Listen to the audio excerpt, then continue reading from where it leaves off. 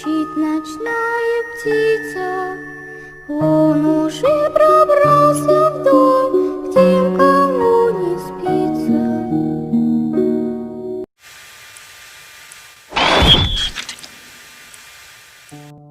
El día en el que Sophie cumplió 9 años, sus padres le regalaron un cachorro llamado Rocky. Era un pastor alemán muy cariñoso y juguetón que enseguida cautivó a la pequeña. Sus padres siempre estaban muy ocupados con sus compromisos sociales y la única compañía de Sophie eran los sirvientes que trabajaban en la enorme mansión. Sin embargo, todo cambió con la llegada de Rocky. La niña y el perro se hicieron inseparables. Rocky creció rápidamente y se convirtió en el guardián más fiel, por lo que Sophie se sentía a salvo junto a él. El perro dormía junto a la cama de la pequeña, sobre la alfombra. Cuando ella despertaba agitada debido a una pesadilla, lo que, por desgracia, solía suceder a menudo, alargaba su brazo y buscaba el cuerpo de Rocky con la mano. Él la lamía con cariño y Sophie se tranquilizaba de inmediato. Así transcurrieron las cosas hasta que, una noche, la niña despertó gritando tras sufrir una pesadilla particularmente intensa. Escuchó que Rocky gruñía y sacó el brazo de debajo de las sábanas. En unos instantes sintió los lametones sobre su piel, que se prolongaron durante muchos minutos, y concilió de nuevo el sueño. Por la mañana, cuando encendió la luz tras despertarse, contempló un espectáculo dantesco. Rocky estaba encima de un charco de sangre. Su cabeza colgaba, prácticamente seccionada, y sus tripas cubrían la alfombra. En la pared, junto a la cama, estaba escrito con sangre: "No solo los perros lamen".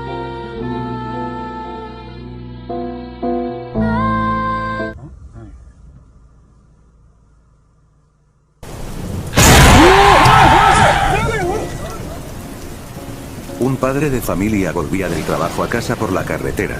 Era una noche lluviosa, el frío empañaba el parabrisas y el cansancio empujaba sus párpados hacia abajo. A medida que avanzaba por la carretera, las gotas golpeaban con más violencia los cristales de su coche, que perdía estabilidad en el serpenteante trazado del asfalto. El hombre agudizó los sentidos y redujo la marcha. En ese mismo instante, los faros del vehículo iluminaron la figura de una chica que, empapada por la lluvia, esperaba inmóvil a que algún conductor se apiadara de ella y la llevara a su destino. Sin dudarlo ni un momento, frenó en seco y la invitó a subir. Ella aceptó de inmediato, y mientras se sentaba en el lugar del copiloto, el chofer se fijó en su vestimenta. Llevaba un vestido blanco de algodón arrugado y manchado de barro. Por su pelo enmarañado, parecía que llevaba un buen rato esperando. Reanudó el viaje y empezaron una distendida conversación en la que la chica esquivó en varias ocasiones la historia de cómo había llegado hasta aquel lugar. Hasta que llegó el momento idóneo. Con una voz fría y cortante, le pidió que redujera la velocidad hasta casi detener el vehículo. "Es una curva muy cerrada", le advirtió. El hombre siguió su consejo y, cuando vio lo peligroso que podría haber sido, le dio las gracias. Ella, con voz cortante y fría, le espetó: "No me lo agradezcas, es mi misión. En esa curva me maté yo hace más de 25 años". Era una noche como esta. Un escalofrío recorrió la espalda del hombre y erizó su piel. Cuando giró la vista hacia el copiloto, la joven ya no estaba. El asiento, sin embargo, seguía húmedo.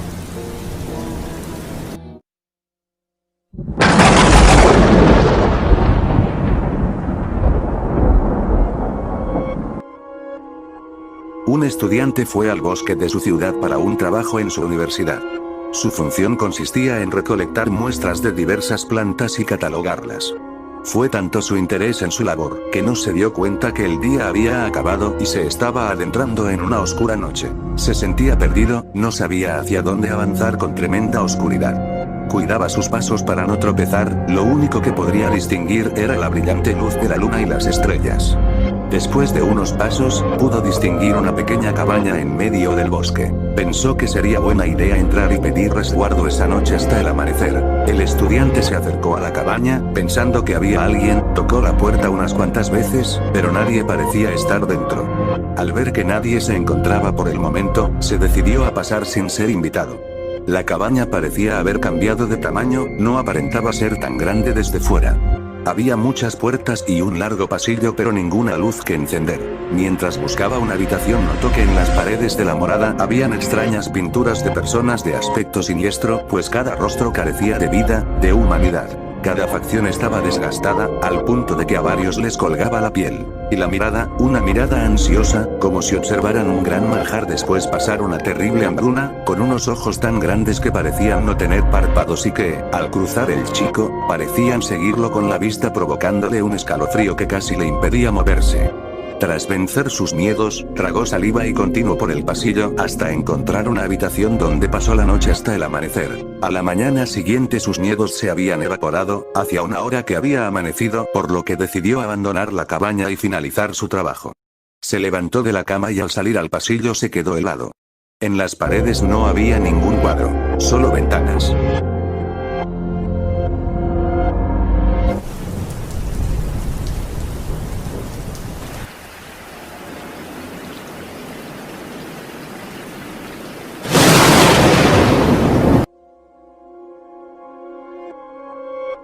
De niño, junto a mis demás vecinos, montábamos bicicleta, patineta y hasta scooter cerca de un cementerio. Allí habían dos torres paralelas, frente a un área abierta, en la parte de abajo de cada torre hay un túnel que las atraviesa. Antes, dichos túneles estaban abiertos y se conectaban mutuamente. A los niños nos encantaba recorrer desde la bajada de la plataforma superior, seguir los senderos que llevaban a los túneles, salir del otro lado, y regresar al punto de origen. Hacíamos competencia a ver quién ganaba.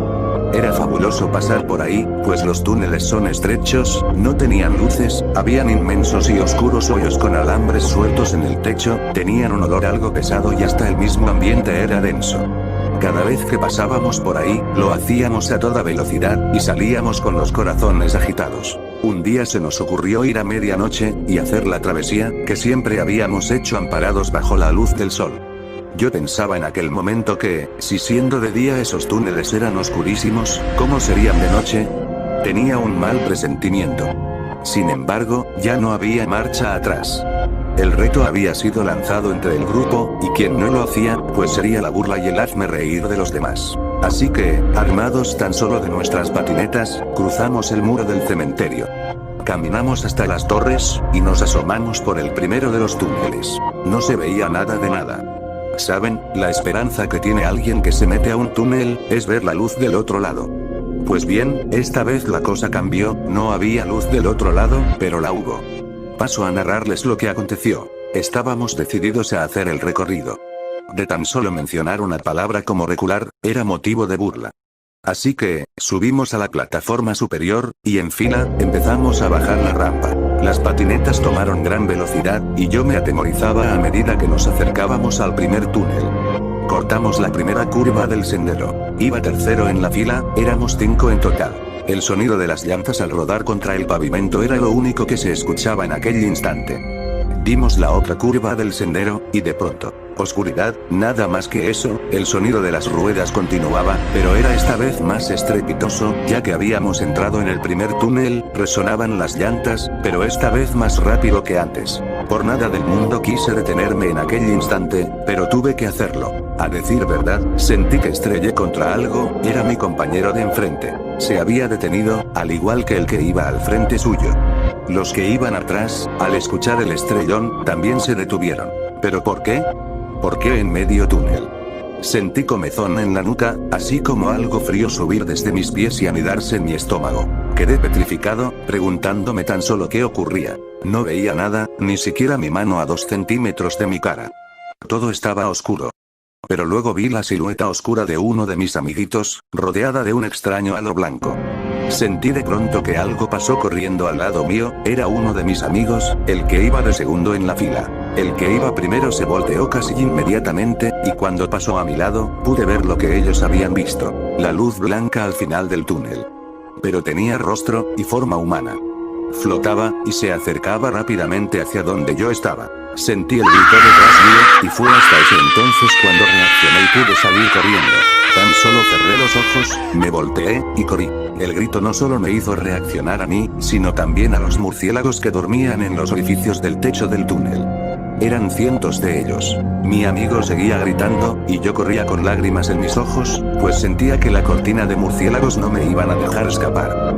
Por nada del mundo quería voltear la mirada, tan solo sentía que ese algo se acercaba más y más rápido.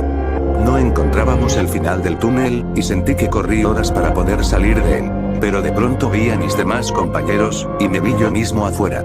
Seguimos corriendo, atravesamos el pasto, saltamos el muro, y aún sentía que aquello venía atrás de nosotros.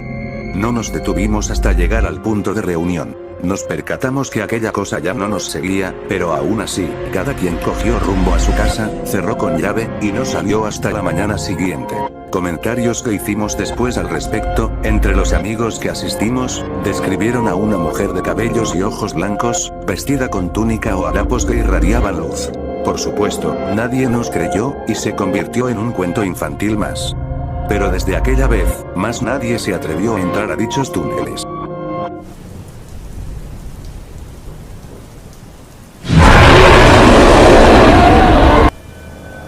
Una de sus compañeras se había puesto enferma y Amparo había tenido que hacer un turno y medio en el supermercado. Llegó a casa cuando iban a dar las 10 de la noche. Estaba tan cansada que solo comió una manzana y se preparó para acostarse. Salía de la ducha cuando llamaron a la puerta con 4 golpes secos. Se puso una bata, abrió y quedó sorprendida al ver a una niña de unos 7 años. Era rubia, con los cabellos largos y rizados, y llevaba lo que parecía un uniforme de colegio con su nombre, Verónica. «Señora, me he perdido», le dijo. Preocupada, Amparo comentó que debían avisar a la policía, pero la niña le pidió algo para comer. Tras cenar, a Verónica se le cerraban los ojos y Amparo la acostó en la cama del cuarto de invitados por la mañana. Cuando entró en la habitación para despertarla, la niña había desaparecido. Amparo fue a la comisaría, pero no había ninguna niña desaparecida de esas características. Entonces, recordando el uniforme que vestía Verónica, pensó en que podía ser el que utilizaban en el hospicio para niños huérfanos. «Tuvimos una niña llamada Verónica, pero hace 2 años que murió», dijo Sor Piedad mostrándole una foto. Era ella, tal como la había visto. Esa noche, Amparo volvió a oír los 4 golpes en su puerta. La niña le pidió de nuevo comida y la mujer se la sirvió. Después quiso acostarse. Durante la noche, Amparo entró en la habitación y, al tocar la sábana, el cuerpo de Verónica se desvaneció. Solo quedó una hoja de papel con un mensaje escrito con letra infantil. «Gracias por la comida y por cuidarme. Ahora tengo que llevarme al infierno a las otras personas que no quisieron ayudarme». Gracias por ver el vídeo. Si te gustó, suscríbete y dale like para más historias de terror. Se despide, Showman, y que tengas dulces sueños.